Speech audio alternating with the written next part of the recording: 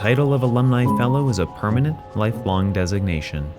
Just as sure as the local quarry stones that were cut and used to build Old Main, a Fellow lays the foundation for future scholars by unfailingly stimulating thought, debate, and action amongst this next generation of leaders. Tonight, we gather together to honor our finest Penn Staters with the most prestigious award given by the Penn State Alumni Association, the Alumni Fellow Award. To begin our evening, please welcome the Sammy Hallaker Quartet.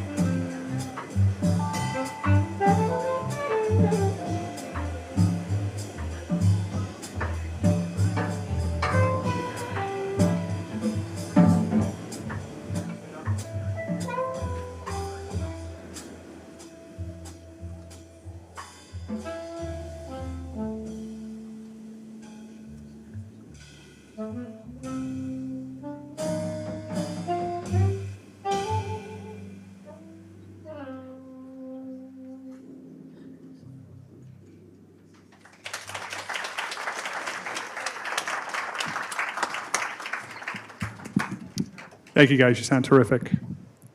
And thanks, everyone, for being here tonight. I am Ryan Jones. I am the Interim Executive Officer of the Penn State Alumni Association. I'm honored tonight to welcome our alumni, our distinguished guests, and, of course, our award recipients. I also want to thank the folks who are joining us on our live stream this evening. The big thing I want to do is congratulate our 12 honorees this evening, 11 of whom are with us in person. Tonight, we shine a light on all of you and your incredible accomplishments for how you have swelled the fame of dear old state. In celebrating your achievements, we also highlight the collective impact that Penn Staters have in their professions, their communities, and across the world. On behalf of Penn State's entire alumni family, now 800,000 strong, please accept our sincere congratulations.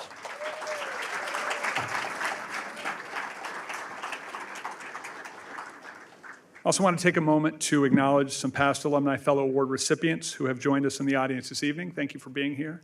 And thank you for returning to campus to help celebrate this new class of fellows. I also want to take a moment to acknowledge the recent passing this past weekend of Mimi Barish Coppersmith, who I know many folks in the room will know, if not in person, certainly by name, an incredible reputation. Mimi was a 1953 graduate with a journalism degree, and she was a longtime driving force of the Penn State community. Mimi served 21 years on the Board of Trustees from 1976 to 1997 and was the first woman chair of the board in 1991 and 1992. She was a trailblazer. Her accomplishments and honors are numerous across philanthropy, service, and in Penn State alumni engagement. She was awarded the Distinguished Alumni Award, as well as being named a Penn State Alumni Fellow, this honor, in 1997. We will be thinking of her legacy as we recognize this new class of Alumni Fellows Awards recipients this evening. The Alumni Fellow Award is the most prestigious award given by the Penn State Alumni Association. This year and every year, a special group of our most outstanding alumni are nominated by their colleges or campuses and selected by an awards committee. The Alumni Fellows are then invited to University Park to share their expertise with the deans and chancellors of their college, faculty, and staff, and most importantly, our students. Before presenting tonight's awards, I'd like to highlight some of the history of the Alumni Fellow Award itself.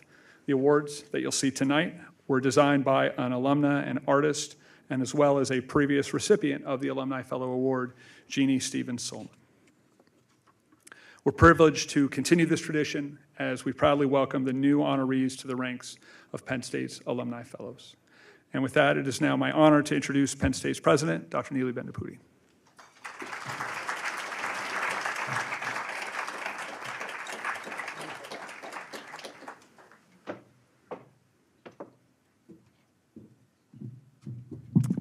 Hello, everybody.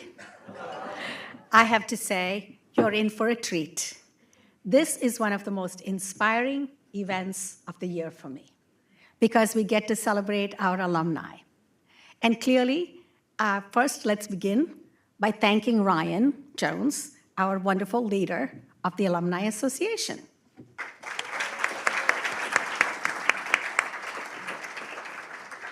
Second, I want you to thank the Sammy Helliker Quartet.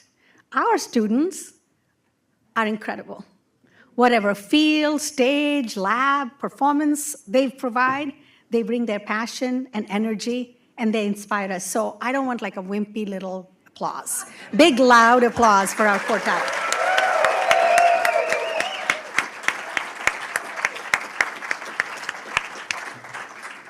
And I too want to echo how fortunate I feel that I had a chance to meet Mimi. She came up, she wanted a picture with me. It meant a lot to her. She said the first female board member and the first female president of Penn State. And she put it in her holiday card and she sent me a copy.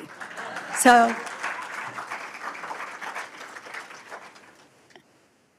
why this event means so much to me is that we celebrate our alumni for your incredible professional success.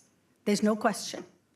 But the selection committee is very, very, very thoughtful in making sure that these are individuals who uphold our values, that these are individuals who we can say to our students are role models for you to emulate: integrity, respect, responsibility. We ask of you also discovery, excellence, a sense of community, building community wherever you go. So these alumni are really special. I see loved ones here. I know people are watching on live stream. So to the family and friends, I say, the alumni we're celebrating today, let them be monarch for the day. How about that? You know, just 24 hours. And here is why. Come on, you need to give them whatever you want title. One day. Because you heard what we said. We have over 800,000 living alumni. Off of that, to say there are only 12 that we recognize. That's a pretty incredible bar, wouldn't you say? So they do deserve that.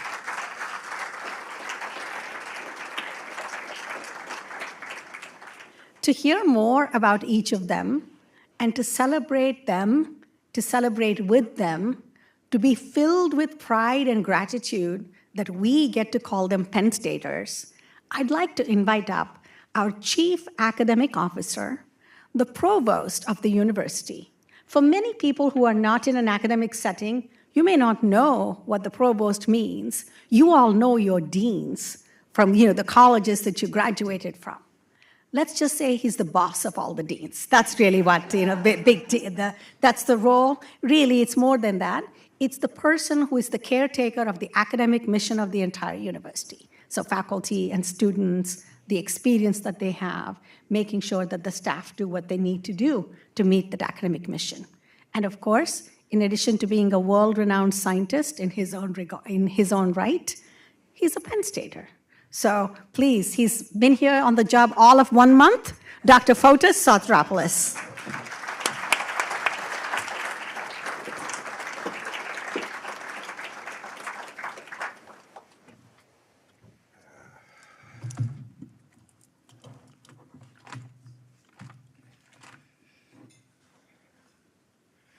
All right, so, well, I can't tell you how excited I am to be here today. I've been the provost of Penn State for a month and a couple of days.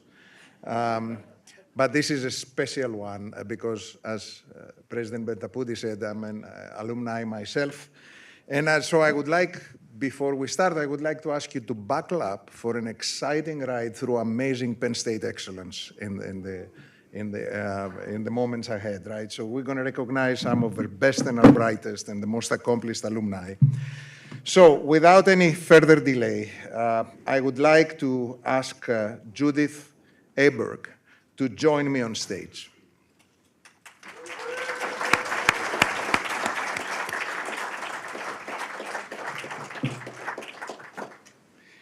Dr. Judith Aberg is an internationally recognized leader in infectious diseases, known for shaping national care guidelines for HIV and COVID-19. She most recently served as System Chief of Infectious Diseases at Mount Sinai, where she played a central role in the health system's COVID-19 response, leading efforts in antivirals, vaccine trials, and clinical strategy. Additionally, her research has advanced the understanding of HIV-related comorbidities and aging. Her dedication to medicine is deeply personal, sparked by her father's post-operative paralysis following back surgery, and galvanized by the AIDS crisis she witnessed firsthand during her training.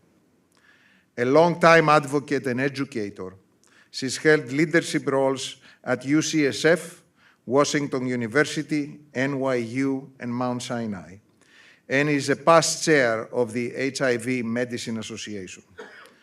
Judith, it's my great pleasure to present you with the Alumni Fellow Award.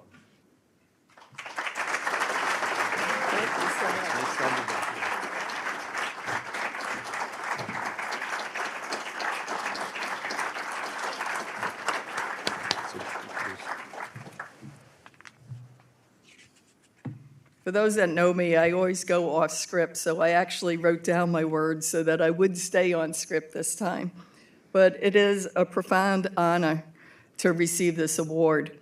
I'd like to thank President Bentaputi and Dr. Kim, Dean of the College of Medicine, and members of the selection committee for bestowing this honor upon me.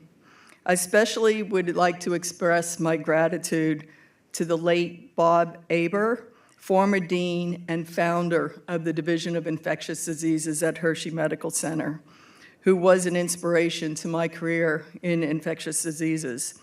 He kept tabs on me throughout my training and career up until his death, and I was always so appreciative of his kind words. I also want to thank Rick Tenta, who was the chair of neurology when I was at Penn State, who helped develop my basic and translational research skills for a career in virology. I'm grateful to Penn State for taking a chance on me. I was an older student with 2 young daughters at a time just being married prior to medical school was kind of raised eyebrows. So you can imagine a divorced woman with 2 young daughters was quite a feat, and I'm very grateful for that. And my daughters are here with me tonight, Laura and Sandy.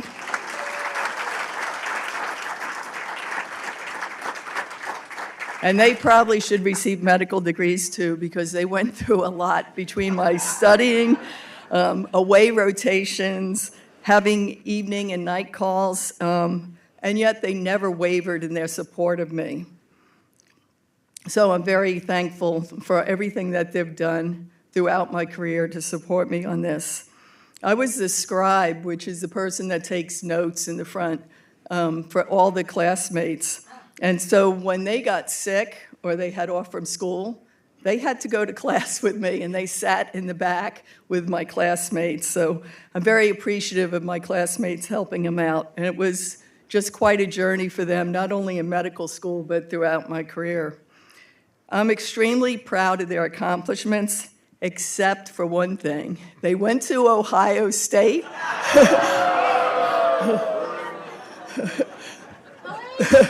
But I want you to note they both have on blue and not red, so,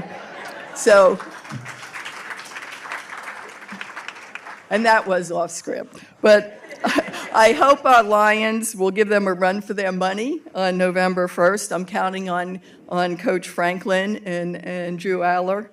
And finally, I would be remiss if I did not say something about science. There is so much misinformation circulating on social media now. So I encourage all of you to educate your immune system and get vaccinated if eligible. Thank you so much. Thank you. You want to go up that way or this way? Yeah, I think we'll go this way. Okay.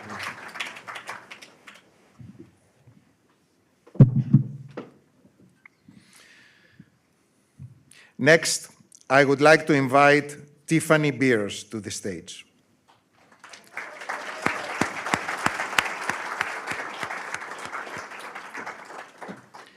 Tiffany Beers discovered her passion for building inspiring functional products while studying plastics engineering technology at Penn State.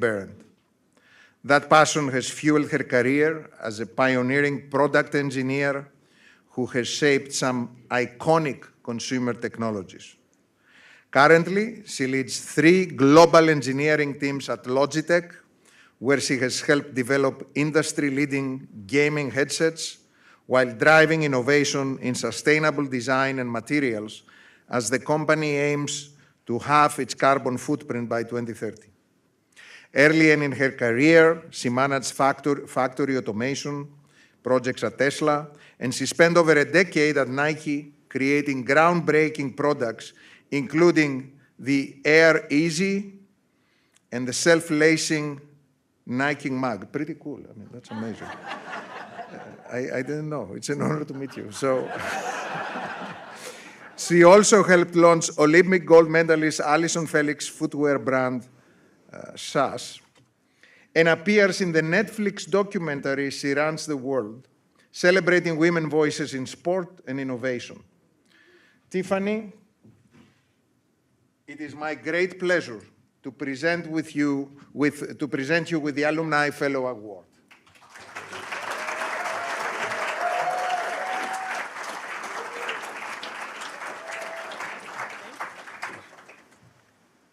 Wow, thank you. First of all, Judith, hard to follow infectious disease. Thank you. I am so deeply honored by this award. I want to thank the Alumni Association, the Barron community, and especially Chancellor and Dean Ralph Ford, and Vice Chancellor and Associate Dean Allison Rhodes, who are both here tonight.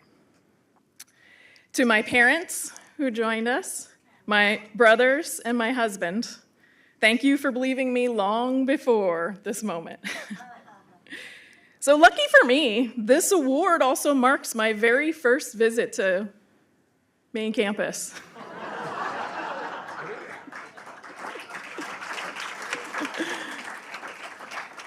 It's a pretty incredible place, let me say.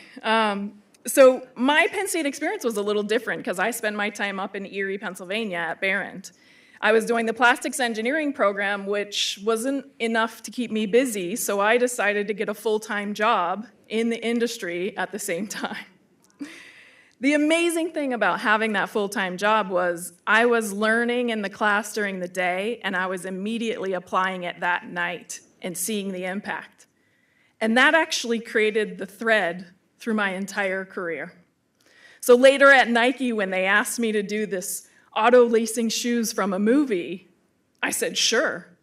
I learned about it, I immediately applied it and brought it to life. Then Logitech, when I joined them, they asked me to lead audio engineering for gaming, of which I knew nothing about, and they knew that. But I learned quickly, I applied it, and had impact. I learned that process at Behrend. So that reminds me, this award reminds me of how much Penn State and Behrend have given me over the years, and I'm grateful for it. I believe Penn State's next chapter will be written where ideas are tested against reality on campuses like Behrend, where students are fully integrated in the industry, and of course they're using AI, not just studying it, but applying it, and where education is inseparable from impact, because it was for me. If Penn State invests in that model, it won't just keep the pace with the future, it will be defining it. Thank you. Congratulations.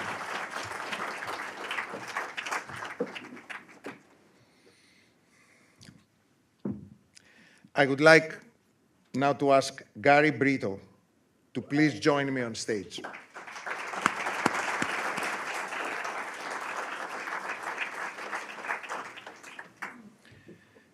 General Gary Brito is one of just 11 four-star generals currently serving in the U.S. Army. As the leader of the Army Training and Doctrine Command, he oversees 37 schools that train more than 750,000 service members annually. His military journey began at Penn State Altoona, where he joined the ROTC as an extracurricular activity. He graduated in 1986 with a bachelor's degree in community studies and commissioned as an infantry officer with a plan to serve for 4 years. 38 years later, and still on active duty, he has risen through leadership roles at every level of the Army, always dedicated to his soldiers. As battalion commander, Brito witnessed extraordinary courage during a 2005 rescue in Iraq, where Sergeant First Class Alwyn Cash pulled 6 soldiers from a burning vehicle despite severe burns. Brito led a tireless, years-long campaign to secure Cash's posthumous Medal of Honor, an honor that would have not been awarded without his unwavering dedication. Brito's own awards include the Distinguished Service Medal, the Legion of Merit, the Bronze Star Medal, the Defense Meritorious Service Medal, and that's just for starters, by the way. I should mention that Brito met his wife, Michelle, at Penn State. She's also a 1986 graduate, and purchased her engagement ring downtown on College Avenue. How about that? And even better, they have been married for more than 38 years. So General Brito, it's an incredible honor to present to you with the Alumni Fellow Award. Thank you. Thank you.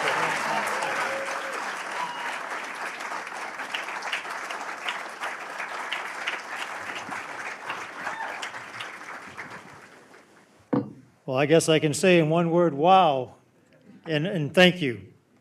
A good evening to all, and a special thank you to the Penn State leadership, the Alumni Association, and for all the others for your continued investment in programs and opportunities that support alumni, families, and friends and everyday students like myself over 38 years ago. I would offer up from lots of experience and travel that Penn State the Penn State Alumni Association is the gold standard, and I am proud to be a Nittany Lion alumni. Up front, it's truly humbling and honored to be recognized today with 11 others and join a cohort of so many before us. Definitely not an honor expected, but one that I humbly share with many that have been part of my professional journey over 38 and a half years now. We all start somewhere. I think we all know that. And I am glad to have started at Penn State Altoona before moving up here to U Park. I like to say I was on a 4-year program, but this math class hurt me a little bit, so had that 4.5-year journey, that's okay. And of many of the great experiences here at Penn State, U Park, as mentioned, I met my wife at a fraternity party. And when walking home that evening, this is a true geeky story, but in walking home that evening, I told my roommate, I'm going to marry that girl. And we're still here today. So thank you, baby. And yes, doctor, I did tell her it was going to be 4 years, so a little white lie, but that's okay. And we have since upgraded the ring I bought at Chronic Jewelers as well. So 38 years ago plus, I would not have said back then, but I believe it to be true now, that the work ethic, the discipline, and most importantly, seeing firsthand the importance of helping people, helping others here at Penn State to be the best versions of themselves was something I gained here at this campus and the Altoona campus as well. So words cannot express the gratitude and the Penn State pride. And in the months and years ahead, I look forward to any future opportunities to support and give back this great, prestigious institution. Thank you so much. Appreciate you.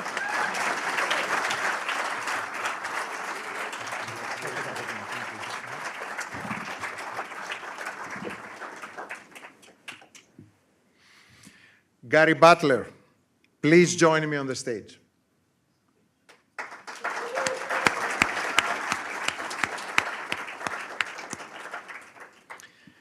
Gary Butler is President and CEO of Precision Components Group, a leading manufacturer of large pressure vessels and complex equipment for the US Navy, Air Force, Army, and NASA. He graduated from Penn State University Park in 1971 with a degree in engineering. A fellow engineer, great. That same year, he joined PCG in 1971, and after a 5-year stint at Ionix Corporation, he became PCG's CEO in 2001. His leadership has revitalized the company, growing it to over 400 employees and more than 120 million in annual revenue. Beyond business, Butler is deeply invested in community and education. He has held leadership roles with Penn State's Industrial and Manufacturing Engineering Society, the Engineering Alumni Society, and then Penn State York Advisory Board. He's also a longtime champion of the York County Science and Engineering Fair, inspiring youth to pursue STEM careers. Gary, it is my honor to present to you with the Alumni Fellow Award. Congratulations.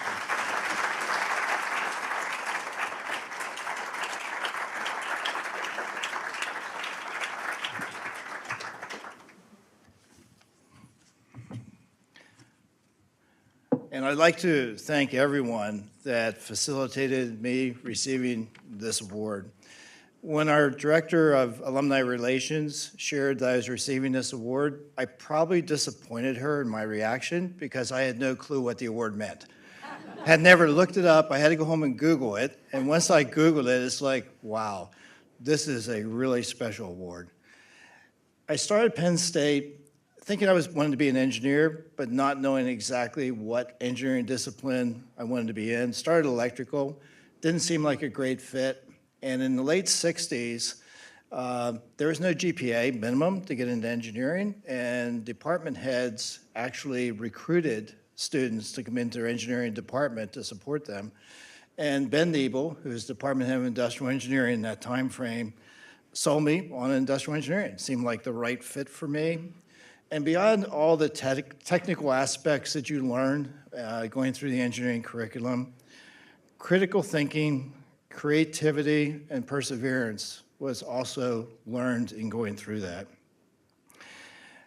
Early in my career, I developed a reputation of making unsuccessful projects successful, and that continued through my professional career. Our company in the early part of this decade struggled to survive. As a manufacturer of heavy equipment, no one was really buying heavy equipment. It was a tremendous struggle to survive. In 2015, we really put together the team that was going to turn the company. And the team was my wife, Susan, who's a Penn Stater. Our daughter has a master's degree in nuclear engineering. And our son is an industrial engineer from Penn State, an MBA. So the four of us worked as a team to start to really turn this company in 2015. In 2015, the debt was the maximum possible, and the company had no value. Today, the company's debt-free and is worth over $100 million. So,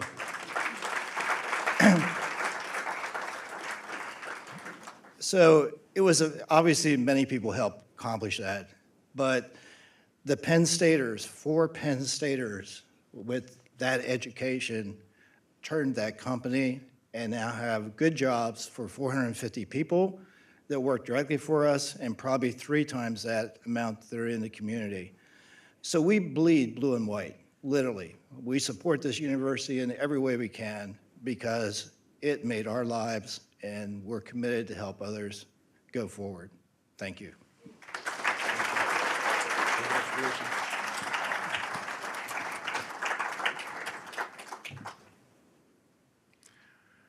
Would Barbara Dalton please join me on stage?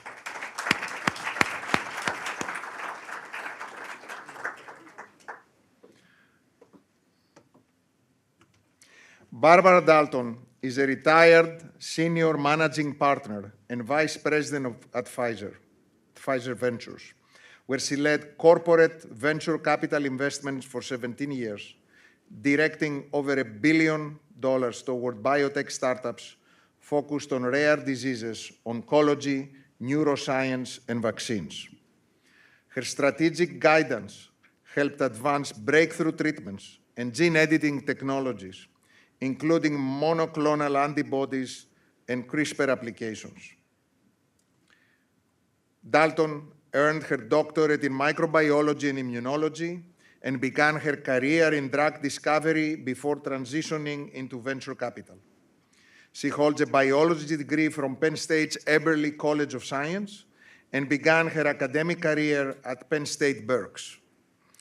Passionate about supporting women in science, in 2013, she established the Dalton Undergraduate Student Research Fund, which has provided scholarships to 13 students today. Dalton remains actively involved with the Penn State community as an advisor and board member, continuing to champion innovation and education. Barbara, it is my great honor to present to you with the Alumni Award. Thank you. Thank you. Thank you very much. Please. Thank you very much, Fotis. Certainly thank you to the Penn State Alumni Association for this very distinguished award. It's a pleasure to be here with you today and to be able to thank all the people that made this possible. I think that As a lifetime member of the association, I want to thank you all for, one, supporting the association, but also honoring me today. But I also have to provide equal thanks to the Eberly College of Science, who nominated me for this application, particularly Mary Beth Williams, who I met 25 years ago or so, when the alumni, I often said the alumni organization found me and brought me back to Penn State in order to work with then the dean of the College of Science, where he had formed a business board, meaning a board of people who had graduated from Penn State and were being successful in business careers, such that he and his faculty could learn about the outside world, about the business world, and about the world that they were launching students into. Because it is my view that it is critical that we have to consider what jobs are going to be appropriate for our students as we educate them. I would like to, in addition to creating the two scholarships that were mentioned, I think since leaving here 50 years ago, I've been a pretty good alum. In addition to creating scholarships, I did work for 10 years with the College of Sciences dean in coming up with lots of crazy ideas, as Mary Beth can tell you, some of which have been instituted. Just yesterday, I was meeting with the Tiffany, who's responsible for the SURE program. That's summer undergraduate research experience. And if you remember, the name of my scholarships are Undergraduate Research Experience for Women in Science. And I thought, wow, this is like a tremendous expansion of this little idea that I had so many years ago. And it's really, really nice to see that work going on here. 21 years ago to this day, September 17th, I received the Eberly College of Science's Outstanding Science Alumni Award, which is really strange that it happens on the same date. And actually, my birth date is 17th, not September, but it is 17th. So I guess 17 is a lucky number for me when it comes down to it. My bio states that my experience here at Penn State student set me on my career trajectory, and that is so true. I came to college as a poor student, first member of the family to ever go to school, single mom, trying to keep things together. The only thing she instilled in me, you are going to college, and you're going to become a doctor, a lawyer, or an engineer, somebody who is able to support themselves successfully for the rest of their life. But the second most important person I met happened to be a professor here at Penn State. So I came to Penn State to get a job. I didn't know I was going to get a career. I think a lot of us think about careers more nowadays, but 50 years ago when I started at Penn State, it was a means to a job to be able to survive in the world out there. But it turned out to be the most fantastic career I could wish on anyone. And the reason was that I met up one day as a senior with a young, newly minted faculty person who's a virologist, happened to train in Fred Rapp's lab, and had come from Hershey to here to teach virology. And it was a long afternoon lab, and it was a 400+ level course, so there weren't that many students in it. And John Doherty was this individual's name, sat down with all of us. At one point in time, he sat down and had a private conversation with you. What are you going to do? And when he came to me and asked me what I was going to do, I said, well, I'm going back to Philadelphia and I'm getting a job, but I'm having a really hard time finding a job. I said, baby boomers, a lot of people graduating, et cetera. I had sent 100 letters out to everything that mentioned laboratory in the yellow pages. That's how long ago it was. And none of them responded. But John gave me the names of the heads of five virology labs in the city of Philadelphia, because he said, what I have taught you here in this class, which is just basically tissue culture, to be quite truthful, but what I've taught you in this class, will be quite valuable to these people. So go see them. Don't go to the personnel department. Go directly to their door. I knocked on all their doors, and one of them offered me a job. Only one, but it was a great job. and that job was translated into a PhD degree, which then moved me into the pharmaceutical industry, where I did research. So I spent 10 years of academic research, 10 years in pharmaceutical research, when I decided to change and do something different. And that was in the emergence of the biotechnology revolution in terms of company startups, as well as financing through the venture capital means. And so I spent the last 30 years of my career, started as a scientist, as a corporate venture capitalist who invested in science-based companies. I always said that I do my science vicariously through the companies that I invest in, because I have a great passion for science. There's no doubt about that. I encourage the Eberly College of Science and the rest of the university, as we've heard here, to work on increasing job opportunities for your students. To me, it is a core to your mission in addition to the traditional academy work that you do. A core to your mission is to ensure that all your graduates, will have fruitful careers and jobs opportunities for them when they go forward. But I also want to support those who work desperately in this field of medicine and anti-infectives, et cetera. We all know, at least those of us who come from the science side of it, that science literacy in the United States and pretty much everywhere is very low. And I think that we as a university should be doing a lot in order to increase education and knowledge in the general population, in addition to those who choose to pursue science as a career here at Penn State. So I would encourage you, I think it's critical, especially in the environment that we're operating in right now, where science is no longer trusted. Thank you very much for this award. And all the goodies I got in my goodie bag, too, I have to say. And I carried that umbrella around with me all day yesterday, and it didn't rain. Thank you very much. Congratulations again. Thank you.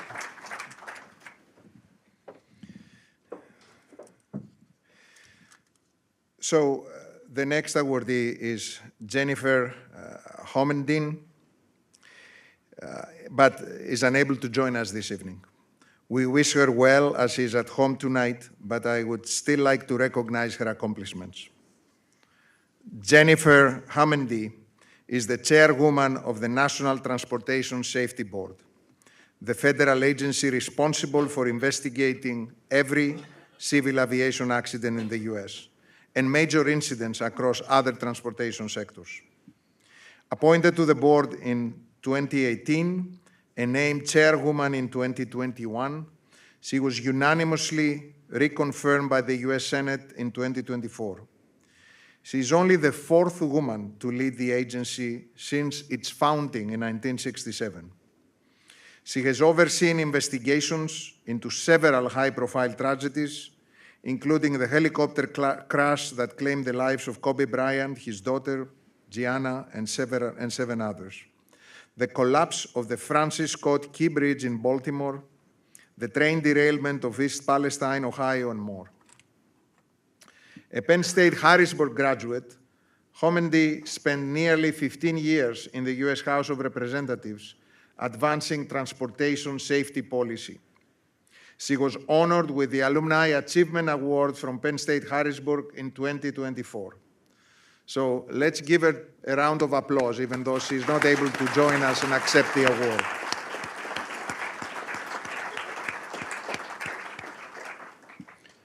I would now like to ask to invite C. Frank Igwe to join me on stage.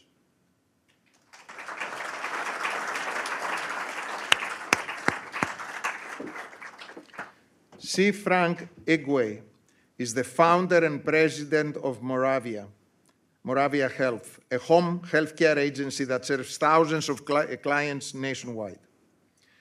Guided by his motto, "Do well by doing good," he also founded Moravia Cares, a nonprofit support low-income families with food, clothing, and essential resources. Under Igwe's leadership, Moravia earned the Joint Commission's Gold Seal of Approval and became the official home care provider for the Philadelphia Eagles, the Philadelphia 76ers, and the Philadelphia Union Soccer Club. His work has earned him numerous honors, including Most Admired CEO by the Philadelphia Business Journal, and induction into the Philadelphia Business Hall of Fame in 2024. Igwe holds advanced degrees from Penn State, the Wharton School, and Harvard. In 2024, he was the first recipient of the Dean's Alumni Excellence Award from Penn State's College of IST.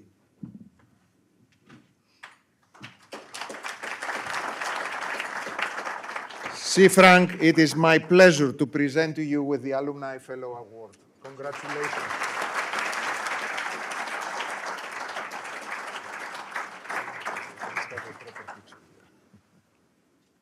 Thank you. Please. Oh, I feel like monarch for a day. You are right, Madam President. I'm a man of few words because I often find that words sometimes fail to convey the true depth and feeling of thankfulness and gratefulness that one may have. But words are all I have. So I'm going to resort to my words once again just to say thank you. I'd be remiss if I didn't say, first of all, thank you to my parents, my brother and sister. My brother's here to support me today, my wife and my child, and my niece and my nephew. I want to say thank you to the Penn State Alumni Club. Thank you for this honor. It's a deep honor. I want to say thank you to Penn State in general, but IST in particular. Dean Tapia, I see you over there. Lynette Kavasny, Lynette Yarder. If you don't know what they're doing at IST, I suggest you look into it. This program saved my life. It's been 17 years now. Dean Tapia, you told me about 10 minutes ago that you feel like a proud parent. Well, they took me in as an academic orphan, so I am your academic child, and you should be proud, and I'm holding this for all of us up here. Thank you so much. I'm not going to get into the full depths of what happened about 17 years ago, but understand, if you know the story, you know how improbable me standing here today is. And I don't take this award for granted, and I promise you, I'm going to work forward from here on out to make sure that I continue to earn and deserve it. Thank you once again for this honor. Thank you.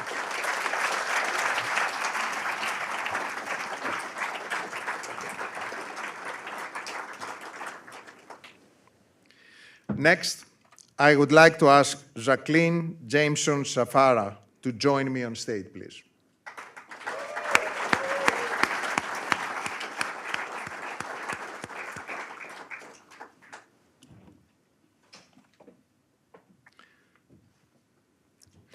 Jacqueline Jameson Safara is Executive Director of the National Arts Program, which supports art exhibitions in over 80 venues across 38 states.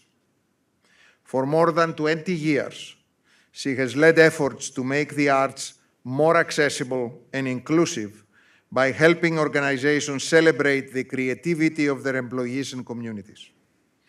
She is also a dedicated volunteer in the Belisario College of Communications, serving on the Dean's Advancement Council and leading the selection committee for the Belisario Fellows Program.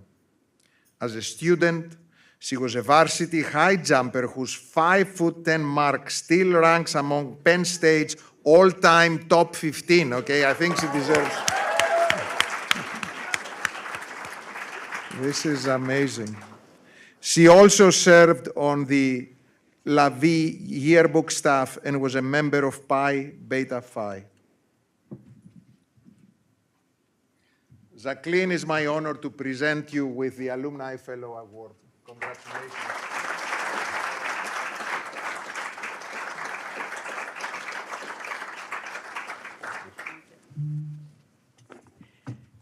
Good evening. Thank you very much. We're going to move to the arts this time. I'm truly honored to accept this award, and I'm very humbled, actually, to be among so many accomplished Penn Staters. I'd like to thank the Belisario College of Communications and the former dean, Marie Harden, which is where this journey began for me. Marie would always listen to ideas and suggestions, and then she would simply say, "Can we do it better?" which was great for me. I've had the privilege of working with many students and have enjoyed their stories of opportunities that they can now pursue that they may not have had otherwise. This evening is made especially meaningful for me because my husband is here of 35 years, Stephen, my close friend and my sorority sister, Jackie Maselli, who introduced us. Yeah, I still like you. And my two oldest children, Stephen and Kelly. For that, I am deeply grateful. Penn State shaped me in countless ways. Here, I discovered the power of writing and communication, not just as a career path, but as a way to connect, to advocate, and to make an impact.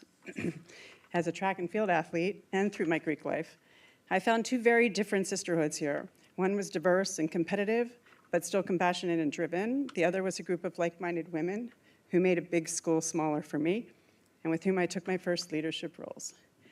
I also learned to throw a theme party for 148 hours, so good life job. All those experiences built the foundation for the work that I do today as the director of the National Arts Program Foundation. Our mission is to make the arts accessible to everyone, wherever they may work, and display thousands of work each year in public spaces, from city halls to airports to hospitals, at no cost to the artists, and then celebrating them with a reception. For many, it is the first time their artwork has ever been seen outside of their home. So while I'm honored to be named an Alumni Fellow, I'm even more humbled to stand with so many inspiring alumni. Thank you.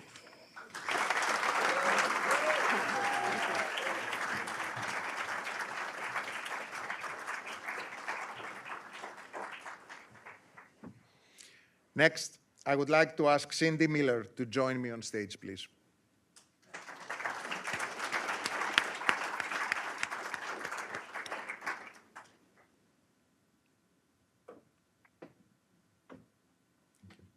Cindy Miller is the former CEO of Stericycle, a global leader in regulated waste and compliance solutions.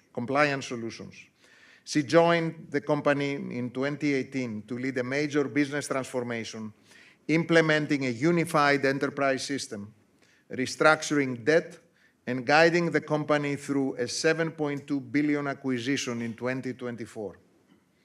A graduate of the Smeal College of Business, Miller spent over 30 years at UPS, rising from package car driver to president of UPS Europe, where she led operations across nearly 60 countries and oversaw $7 billion in revenue. She has served on multiple corporate boards and executive councils, including leadership roles with the American Chamber of Commerce in Brussels and the European Union. She also completed the Senior Executive Program at London Business School. On behalf of the Penn State Alumni Association, Cindy, it is my honor to present you with the Alumni Fellow Award. Congratulations.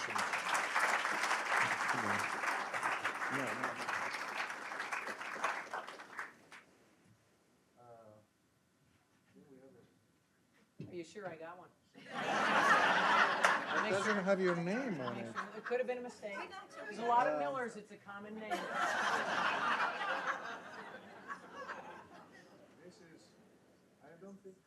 I didn't get one. Yeah, okay. So let's imagine that I presented Okay. to you. Great. Wait, it's heavy. Apologize, it is very heavy. No, wait a minute. Nobody I sold knows, a different one. nobody sees the name. sold a You're different gonna get yours, okay? Congratulations. Thank you. So you got it? Oh, there you go. So that's There a you real go. one. That's it. There is an award here, right here, with your name and Oh, everything. this one's nicer. This one's nicer.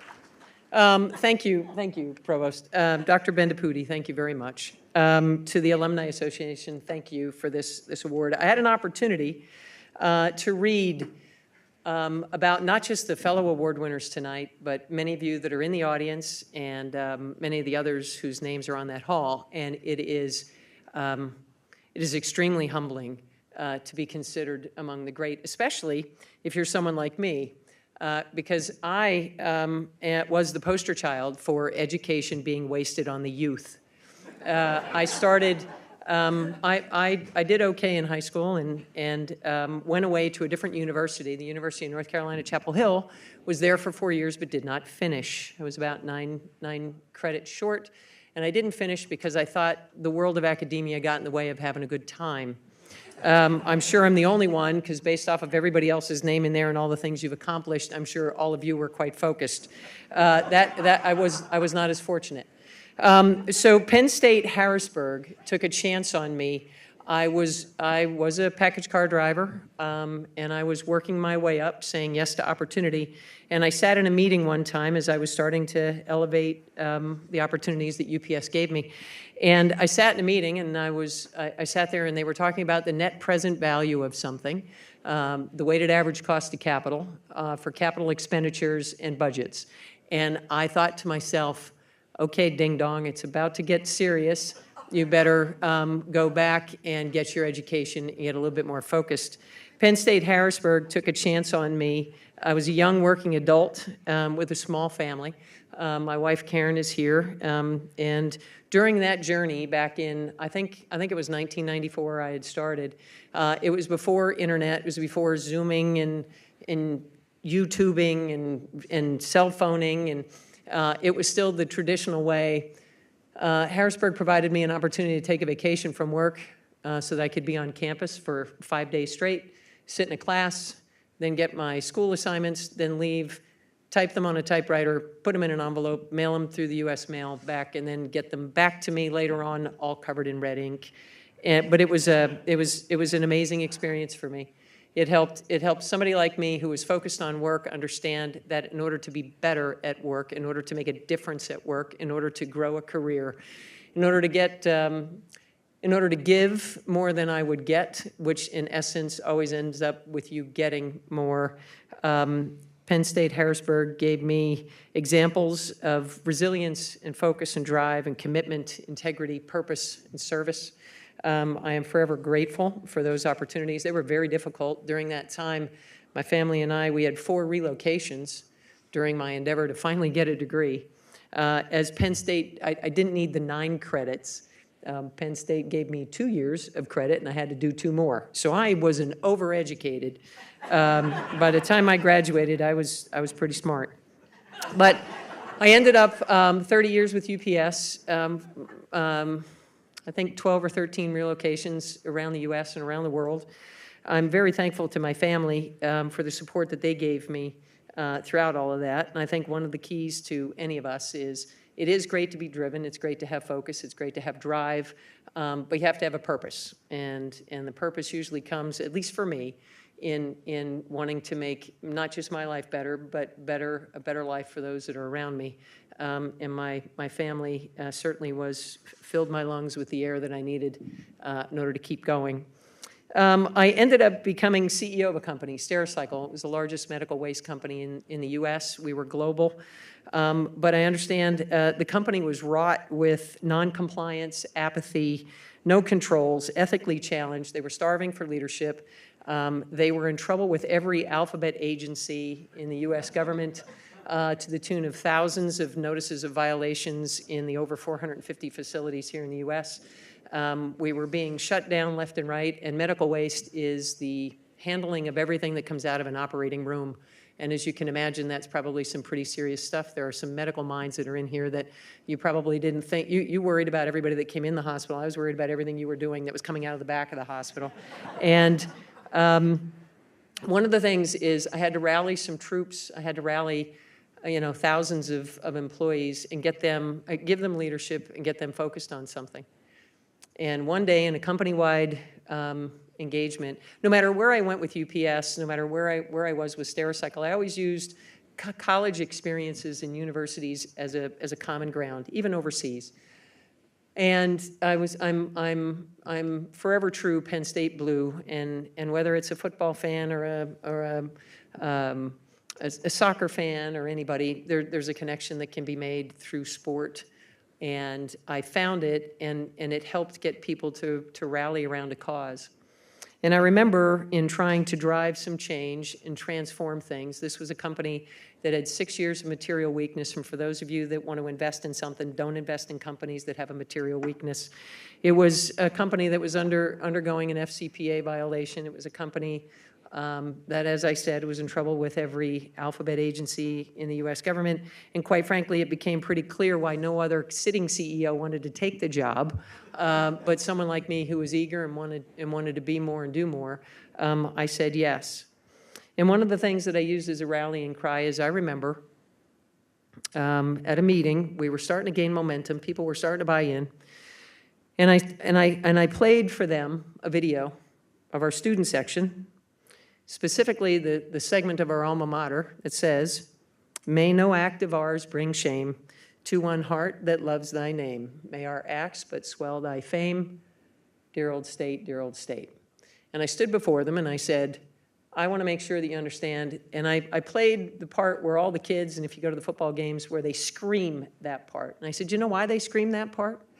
They scream that part because it's tangible, because it means something to them. It's because they understand the words have value, and they live up to it. That's the Penn State way. And I said, that's got to be our way. At the end of the day, we went from having thousands of violations to we went several years with 0. We went from being probably on everybody's naughty list in those environmental ABC agencies to them writing letters of recommendation for us as we continue to move from state to state and build more facilities. And I rest all of that on the belief, the Penn State values of really wanting to do more and to be more, but to do it the right way and to bring people along and to make things better.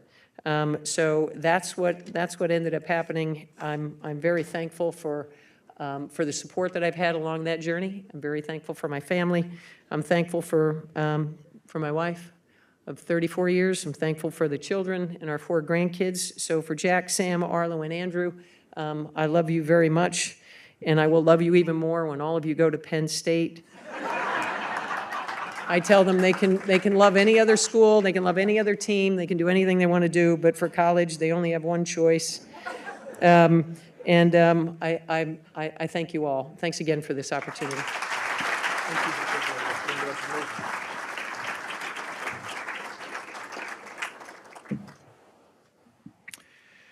Eileen Subko, would you please join me next on stage?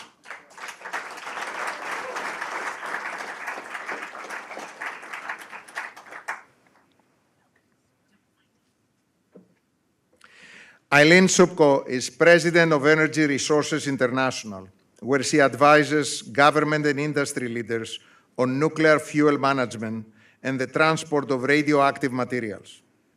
A leading voice in nuclear policy, she has served as an expert witness before the U.S. Court of Federal Claims and represents North America in the World Nuclear Transport Institute. Subko earned her degree in nuclear engineering from Penn State in 1985 and has spent more than 3 decades shaping national and international approaches to nuclear fuel strategy. Subko received the Outstanding Engineering Alumni Award in 2009 and serves on the College of Engineering's campaign committee. She's also a founding member of the Penn State Nuclear Engineering Society. You have an award, you're lucky. Eileen, it is with great pride and admiration that we recognize you with the Alumni Fellow Award.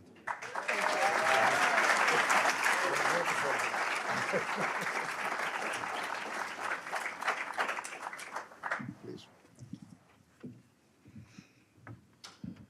Hey, good evening. Thank you for the kind introduction. At the point where, like a lot of us, we need reading glasses. I'd like to thank the Alumni Association, the College of Engineering, Dean Peoples, for this incredible honor. And I'm humbled by the incredible achievements of the other alumni recipients tonight. I'd like to thank my husband, Brian, who's here with me tonight, and our son, Brendan, for their support. My dear Kappa Gamma sisters, Katie McQuaid and Melinda Amthor, who I met during my first weeks at Penn State, and Judy Hall, who is not only a Kappa Kappa Gamma sister, but a longtime friend from high school in Pottsville, Pennsylvania. And it seems like we've come full circle, ladies. My friend Katie still teases me about something nerdy that I said decades ago when we were in Penn State. While walking through campus along Old Main Lawn back in the day, I said something along the lines of, we should walk along the hypotenuse of the triangle because it's the shortest distance. It's true. Like many Penn Staters, I come from a humble background. My father's parents were Ukrainian immigrants who arrived in Pennsylvania's anthracite coal country in the early 1900s. And for obvious reasons, I've been thinking about them a lot over the past 3.5 years. Peter and Anna were illiterate, but they managed to raise a family of 7, save and build a home. And Baba, as we called my grandmother, lived with us when I was a child, and she could not have imagined that one of her granddaughters would become an engineer and own her own business. I owe my start in the nuclear industry to my Penn State degree. Trust me, there was nothing special about me when I graduated that I brought to the table, except for my Penn State engineering pedigree. My nuclear engineering education provided me with a base that allowed me to work at 3 Mile Island while I was in college, for a nuclear operating company, and later to join a consulting company, which I now own. Through the years, I've been blessed with wonderful mentors, one of whom was Michael, a Michigan graduate, but I've never held that against him. He gave me the reins to steer my career and encouraged me to develop a unique expertise in nuclear fuel, nuclear waste issues, and radioactive materials transportation, and I eventually became an expert witness in nuclear fuel-related contract disputes. And giving back to Penn State has always been part of my DNA. I look forward to future opportunities to give back to dear old state, and in addition, I'm going to continue to acknowledge my hardworking Ukrainian grandparents and my Ukrainian roots through my work as an advocate for Ukraine. And I encourage everyone here, I've heard a lot from, particularly from the female recipients about women in science and women in technology. And it's so important that we go out in the world and we talk about what we do. And we continue to do that and reflect back on Penn State now that we're in the positions that we are. Thank you. Thank you.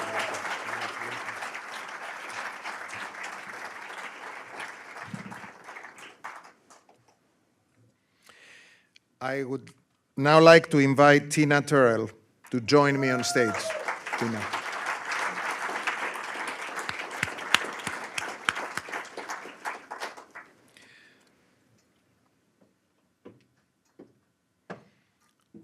Tina Terrell is the Senior Executive for National Recruitment in the U.S. Forest Service, where she leads efforts to build more inclusive conservation workforce.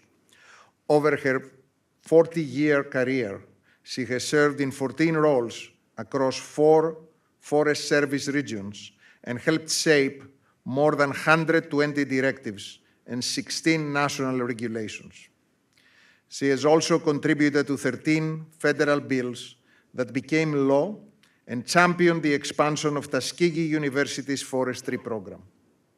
Terrell was the first Black woman to earn a forestry degree from Penn State, and she is also a founding member of the Penn State chapter of the National Society for Minorities in Agriculture, Natural Resources, and Related Sciences, or Manners, yeah, that's a pretty cool acronym.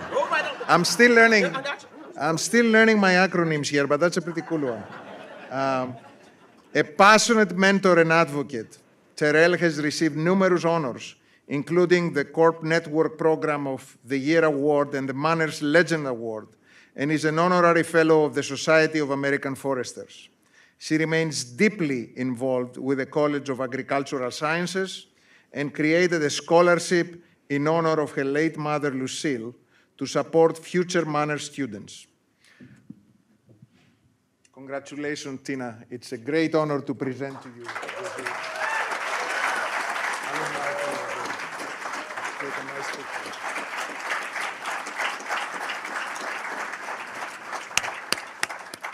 I gotta wait for my sister. You get it?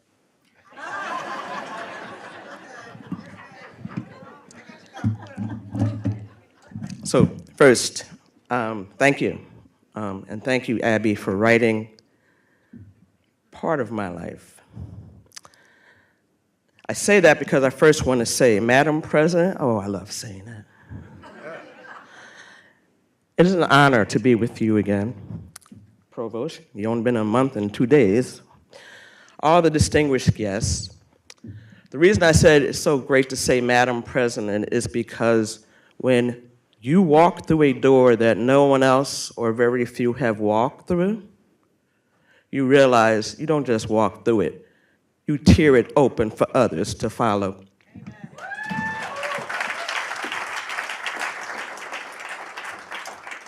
So I'm a natural resource person. Yes, I have a forestry degree, and yes, foresters do not dress like this.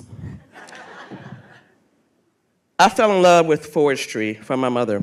That's why the scholarship is named Lucille Terrell Manners Scholarship.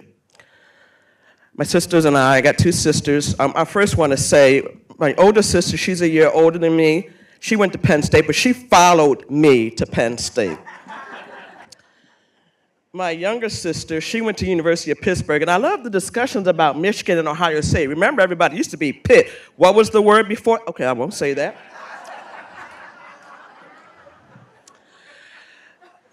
But the reason I say this is because I have been on a journey since I was born. Didn't know I was going to be on a journey, but literally everything about life is nature. Our mother taught us a number of values, and the first was service. Service to myself, but service to others. And I say every day a prayer to my mom, she passed 5 years ago, about how, thank you for teaching me excellent service. This actually was 4 things, but it's 3, and then I'll say why there's a 4th. The third one, second value that she taught us was education.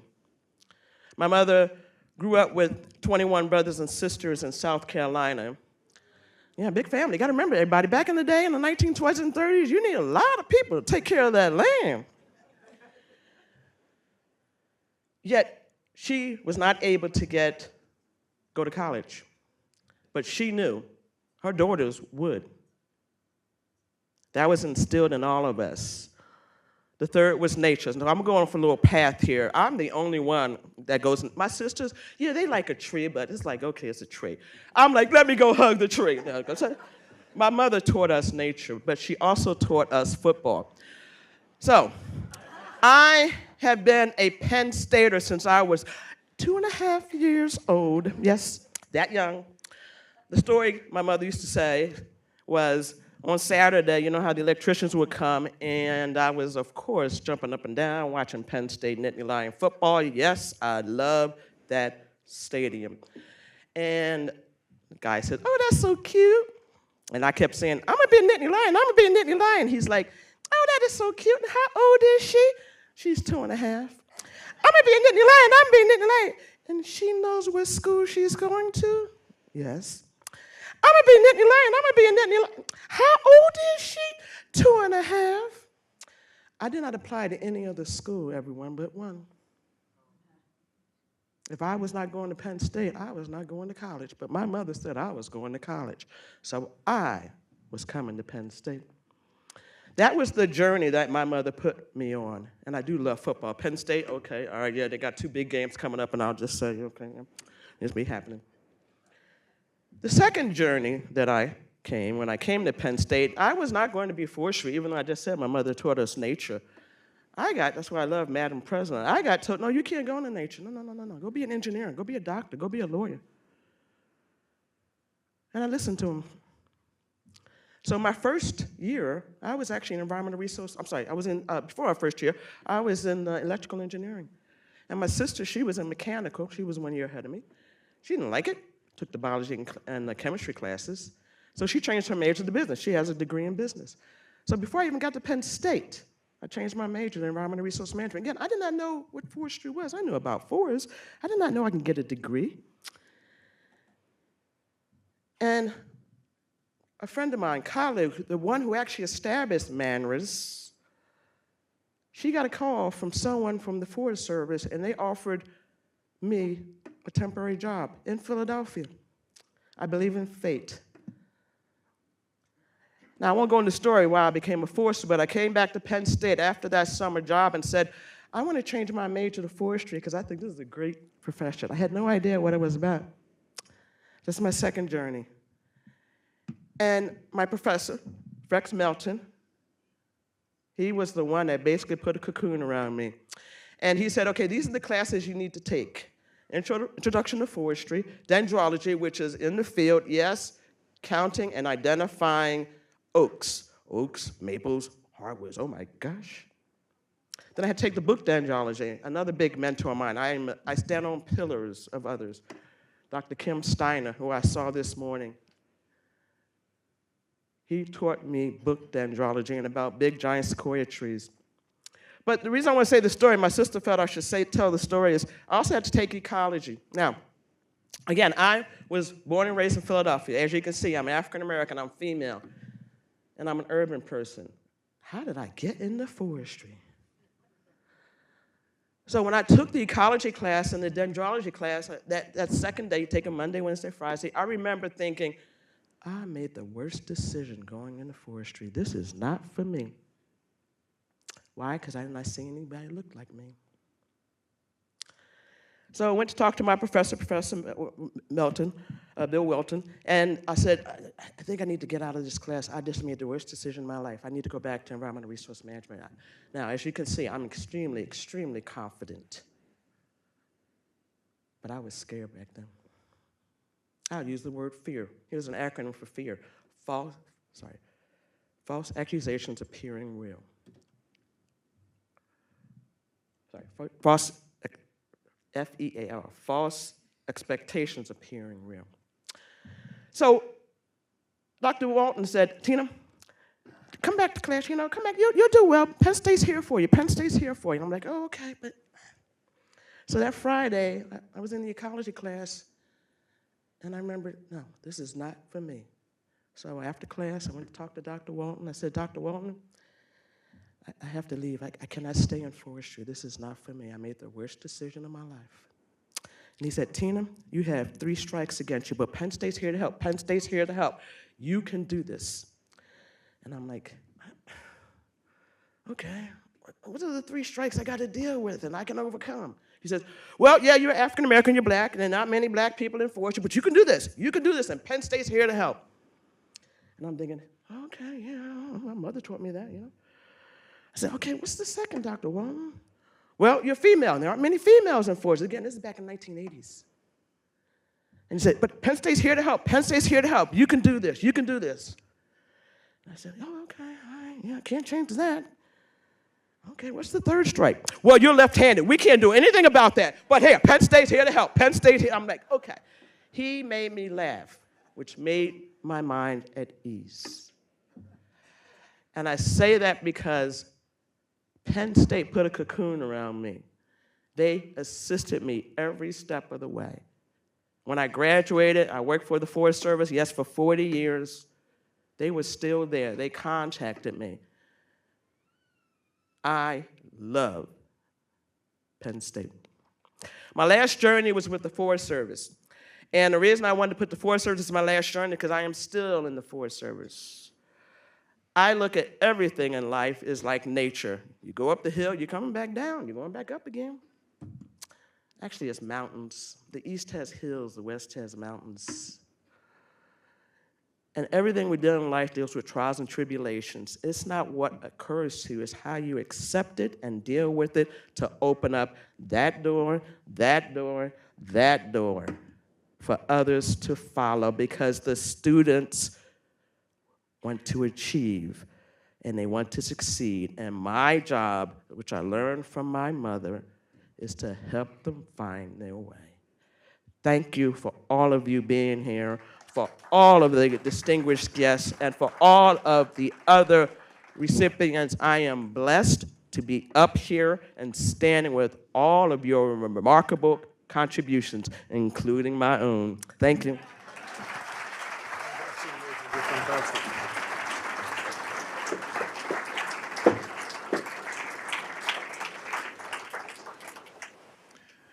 All right. Now it's coming to the end. Last but not least, I would like to ask Steve Wagman to please join me on stage.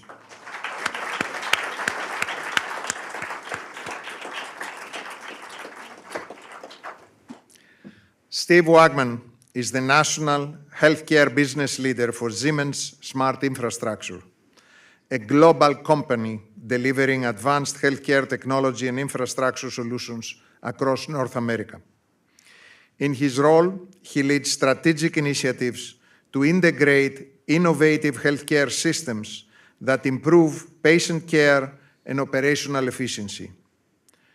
Wegman's 42-year career with Siemens Medical Solutions included leadership roles such as Vice President and Chair of the Diversity and Inclusion Council, where he championed workplace equity and inclusion.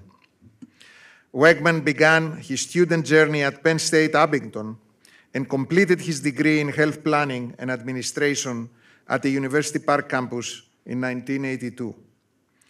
A former president of the Penn State Alumni Association, Wegman also served as a Penn State trustee from 2019 to 2024 and is currently vice chair of the Penn State Health Board of Directors.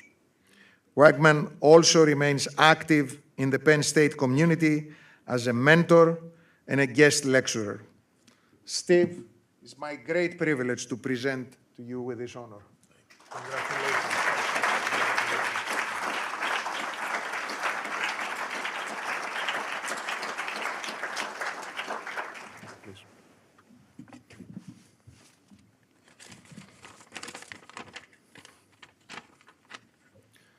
First, I'd like to offer my heartfelt congratulations to each of the Alumni Fellow Award recipients. It's an incredible honor to be recognized along such accomplished individuals. I'd also like to express my sincere thanks to Craig Newshafer, Dean of the College of Health and Human Development, and to those who supported my nomination with letters of recommendation.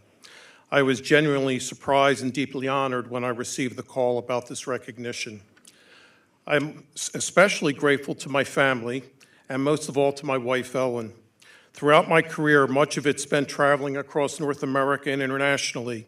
Ellen managed everything at home with grace and strength. Ellen, our daughter Allison, and I are all proud graduates of the College of Health and Human Development, which makes this recognition even more meaningful. I feel incredibly fortunate to have attended Penn State and to have spent my entire career in the healthcare industry, a field that touches lives in a profound way every day. Like many, my journey wasn't always smooth. In fact, my early days at Penn State were difficult. I came dangerously close to flunking out my freshman year, which unfortunately ended my time as a member of the Penn State baseball team. But in that struggle, I learned a valuable lesson. Success is never guaranteed, and it's never handed to you. You don't get credit for just showing up and breathing. It takes focus, hard work, preparation, and a genuine commitment to what you do. I carried that mindset with me through the rest of my time at Penn State and into my professional life. There will always be many people who are smarter, but I made sure nobody ever worked harder. Today, when I mentor students, I emphasize this. It's not about how you start, it's about how you finish, and there's no substitute for preparation and hard work. My healthcare career has focused on consulting and technology solutions that support healthcare providers and the broader patient care process. While I've never performed surgery or diagnosed a patient, two moments in particular remind me of the impact that our work can have. The first was many years ago when I met with a surgeon using what was then a new technology, a hybrid operating room, for a pediatric brain tumor case. Using advanced diagnostic imaging, he was able to remove the tumor while minimizing risk to surrounding brain tissue and immediately confirmed through new imaging that the procedure was successful. The technology gave him the confidence to achieve the best possible outcome for that child.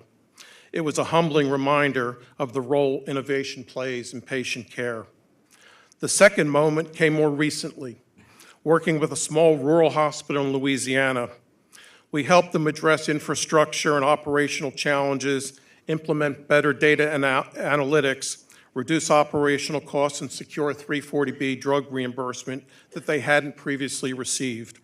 Later, the CEO told me that without our work, the hospital might not have survived. We helped them keep their doors open and continuing serving their rural community. That's the kind of impact that stays with you. Tonight, I can't help but think of my parents. I know they're smiling down on me, the same kid that they once wondered would ever make it to graduation. I've been fortunate to enjoy a fulfilling career, And for over 40 years, I've had the privilege to give back through volunteer roles at the very university that gave me my start and the opportunity to succeed. I am truly grateful. Thank you.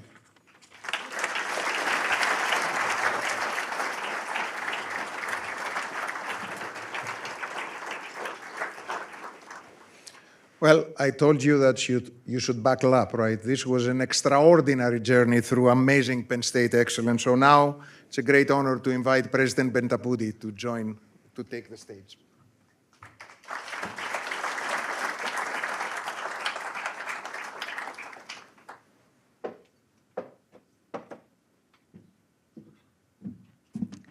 Wasn't that amazing? Could we have a big round of applause for all of our honorees?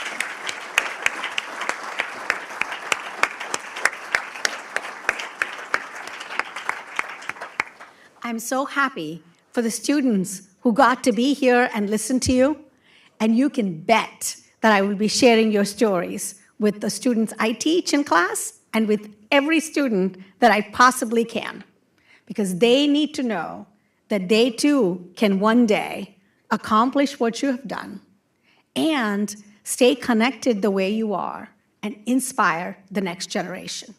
There are only 3 things I need to do before I bring up the president, the chair of our Alumni Association shortly.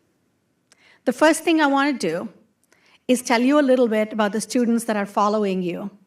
We had our convocation. Over 12,000 students began their journey here. And at University Park, we had about 8,500 of them in the BJC as we invited them in. Every single state was represented. Over 90 countries in that entering class. But what really touches my heart every time is what Penn State stands for. 25% of our students are first in their families to go to college. And that is remarkable. Penn State University, we educate more Pell Grant students, that is the students that are at the bottom of the pyramid, economic pyramid, not for lack of smarts. It's an accident of birth where they are. We educate more of them than all of the Ivy League combined. These are incredible things to be proud of. And I want you to know that your faculty and staff continue to stand for that excellence. In our research, in the innovation that we bring, they continue to make us all incredibly proud. We are in a pretty elite group of universities when you think about the kind of research we do. But guess what? Our students bring the ultimate MBA, as they used to say, the mop and bucket attitude. If there's a problem, they will fix it. This is not an entitled group. The reason you are all so successful, I'm convinced, there's something in Pennsylvania, in Penn State, on our campuses. Our students are not entitled. They don't think they're too cool to do the work. You're ready to roll up your sleeves and tackle any problem that comes its way. I have been in many, many great universities. But I will tell you, and we'll have a private conversation, right? I'm looking at you too. I will tell you that there's nothing like the Penn State family anywhere that I have seen. Not only do we have the largest alumni body in the world, over 800,000, you reach out to a Penn Stater, they are ready to do whatever it is that takes to help you. There are a few of you I know well. My boss, the chair of our board of trustees, is here as well, David Kluppinger, to give you an idea of how important we think this group is. So I want to acknowledge that. And I want to acknowledge Steve Wegman, who sits on the Penn State Health Board. So examples. I don't know each and every one of you. I want to call you out. Frank, thank you for being an inspiration to me. I mean that so wholeheartedly from the very first time we met. And of course, Cindy Miller. I have to tell you that she spoke in my class, and the students are like, when can we have you back? And Tina, every time I see you, you give me energy. The rest of you do. And we've run into each other many times, and I'm grateful. But everybody, and General Brito, I want you to know, I know TRADOC, and I've actually worked very closely, sir, with the US Army for many, many years, and I hope to continue that relationship. Every one of you that was recognized, know now that you are resources that I hope to call on. With your brilliance in whether it's business or medicine or whatever you do, please be a resource. Oh, of course. How could I find? There you go. The light is too bright here. These two, the butlers, I know both of them very well. And now it's not just you. I count on both of them. So it's such a joy to get to see you all. I want you to give a round of applause to the families that are here, because I know that you would not be where you are without all of them.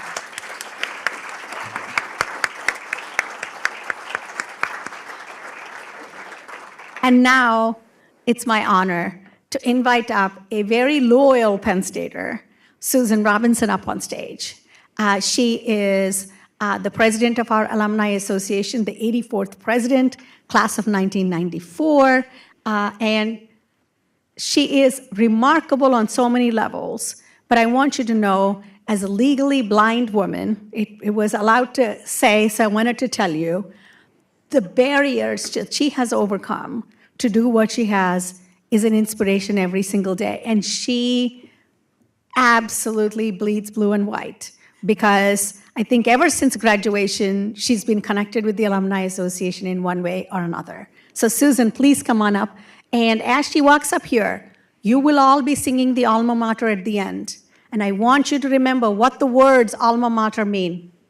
Alma mater stands for the nurturing mother, the nourishing mother. That is what Penn State is to you. And Penn State welcomes you back home, and we count on you to continue to support us. Susan.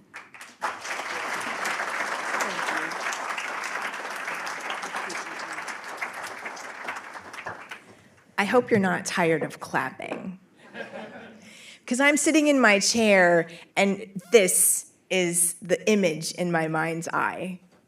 If you would please give another outstanding round of applause for our Alumni Fellows.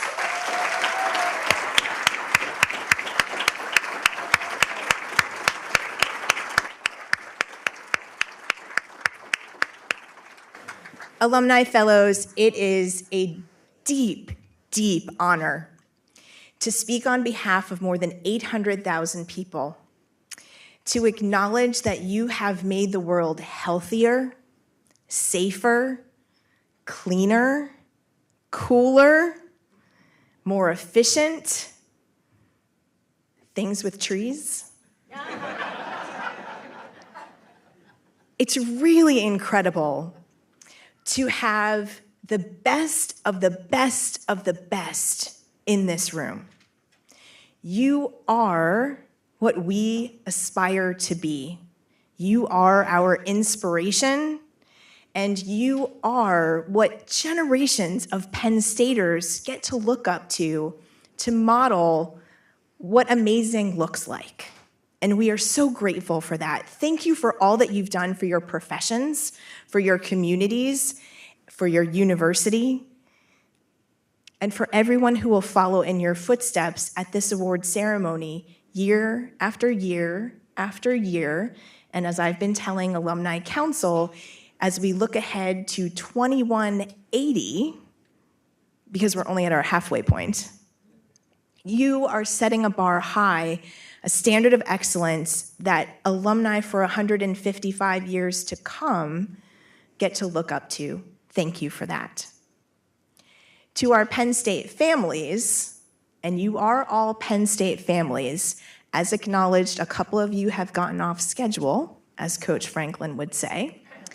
And please know that your Penn State master's degree or PhD is waiting for you. Never too late, never too late. We are so excited. We know that it takes a valley, and we appreciate you too. If everyone in the room would give another round of applause to our amazing Penn State families.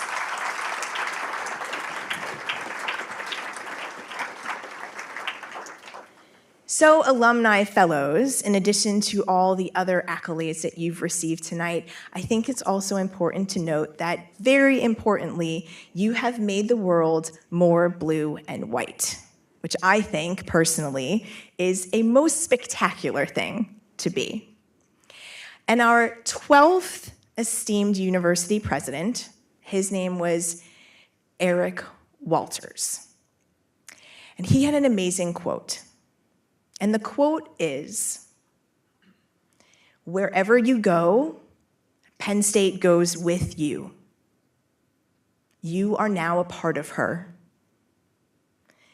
Your image becomes her image. It is cast in yours. And her reputation is because of your reputation." We are so deeply appreciative and so celebrating you today. Thank you again, and congratulations on behalf of the best alumni association ever, the Penn State Alumni Association.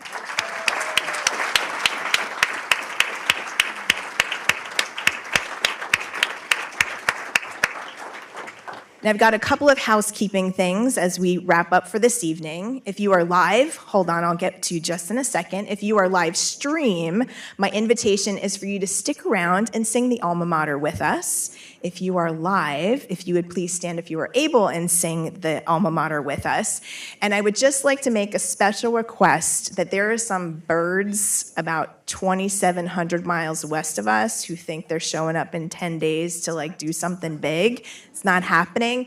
And so I really feel if we sing really loud, they can know that today and have realistic expectations.